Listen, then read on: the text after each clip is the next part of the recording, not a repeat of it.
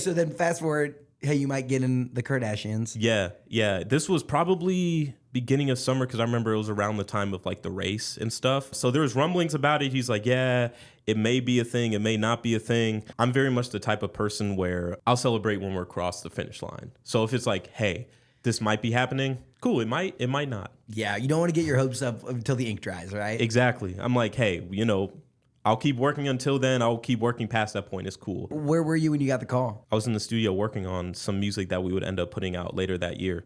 Yeah, I got the call from my manager. He was like, yeah, it's in. Like, it's going to happen. Just kept working. And I remember the day it premiered, a friend of mine actually hit me up on Snapchat and was like, yo, I may be totally out of my mind right now, but I swear I heard your song in the new Kardashians episode. And I was like, yeah, that was it.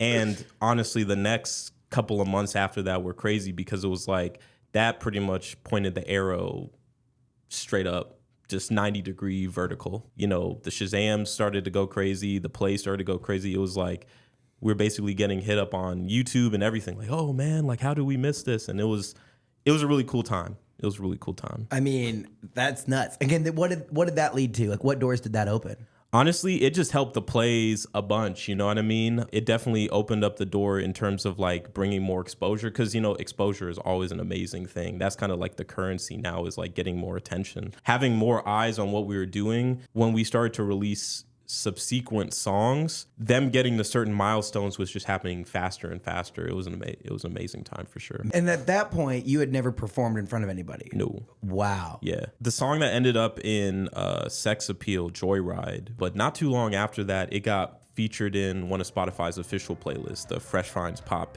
playlist. And you were the cover, right? Yeah, that was wild. Like, did you know that was going to happen? How does that, they just put you on there? Pretty much. It's like an algorithmic thing. Yeah. And all of a sudden, like, someone sends you like, yo, you're on the cover of this. Well, it was funny. Like, I used to do this thing where, when we would put out a song, I would just like refresh Spotify every single day and just go, oh, what do the plays look like? And so I hopped on one time and, at the bottom of your artist page, it says featured in. And it's like, oh, all the like playlists that individual users make. And then I remember looking down, it said Fresh Finds Pop and had like a little picture of me on it. And I'm like, wait a minute, what is that? So I click on it and it was like the Spotify official playlist. I'm like, wow, that's... And how did that change your plays? Honestly, it changed my plays in a lot of ways. Basically, it brought not only plays attention, but that's how we got the connection that ended up getting everything in like Sex Appeal and the Kardashians, because they emailed the label, my management, and basically said, hey, we found the song Joyride on the Spotify playlist, this, that, and the third, worked out an agreement where it's like, hey, you guys get paid. When we get paid, we want to get your music into, film and TV. And within probably like 5 months, they had already secured the Sex Appeal placement.